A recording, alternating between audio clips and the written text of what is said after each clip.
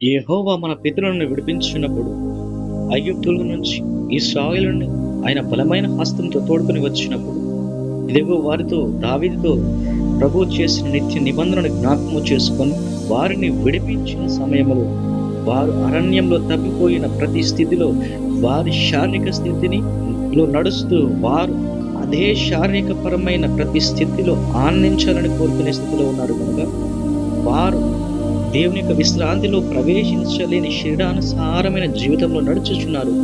అట్టి స్థితిలో నుంచి ఇదిగో ఆ పాత నిబంధన శరీరానుసారమైన నిబంధనను ద్వారా ఈ శరీరానుసారమైన మరణమును జయించుటకు దేవుడు ఇదిగో నేను నీ కొరకు ఈ లోకములకు వచ్చి నీ కొరకు నేను సమస్తమును త్యాగముగా చేసి నన్ను ఆ ప్రాణమును సైతం నీ కొరకు అర్పించు. ఇదిగో నేను వెళ్తే కానీ నీ కొరకు ఆదరణకర్తను పంపించలేను.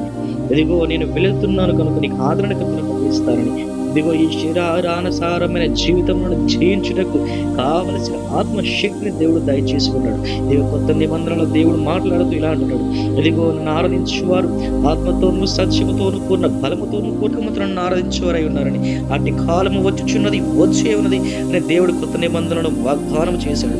అది దావీదుతో చేసిన నిత్య నిబంధనతో పాటు ఇదిగో ఈ తరము వారికి ఇదిగో ఆత్మ చేత విడుదల కలుగు చేయుటకు ఇదిగో ఆత్మపరమైన విషయము తెలియజేయుటకు దేవుడు తన ప్రేమించే వారి కొరకు ఏమి సిద్ధపరిచినో అవి కంటికి కనబడలేదు, చెవునికి వినబడలేదు, మనుషుని హృదయములకు అగోచరం కాలేదని ఇదిగో రాయబడి ఉన్నది.